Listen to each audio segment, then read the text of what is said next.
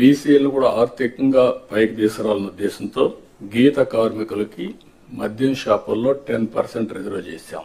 ఇది కాకుండా అర్చకుల జీతాలు 10,000 నుంచి 15,000 చేశాం. నాయి బ్రాహ్మణ్ జీతాలు 15,000 నుంచి 25,000 రూపాయలు చేశాం. చేనేతలకు జీఎస్టీ ఎత్తివేశాం.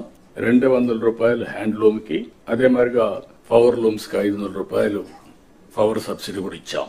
గృహ నిర్మాణానికి అదనంగా బీసీలకు, అదే మరి ఎస్సీలకు 50,000, ఎస్టీలకు 75,000 రూపాయలు ఇచ్చాం.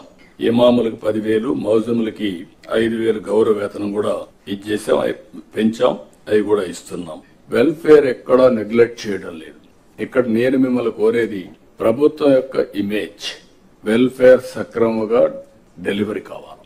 టేక్ ఇట్ ఫర్ గ్రాంటెడ్ కాదు. అందుకే అనునిత్యం ఏ వెల్ఫేర్ ప్రోగ్రామ్ వచ్చినా లాస్ట్ మైల్ కి కరెక్ట్ గా చేరతా ఉందా లేదా, చేరే విధానం కూడా ఏదో భిక్షగాళ్ళకి మారిగా ఏదో మీరు దానం చేసినట్టు బిహేవ్ చేస్తే కరెక్ట్ కాదు.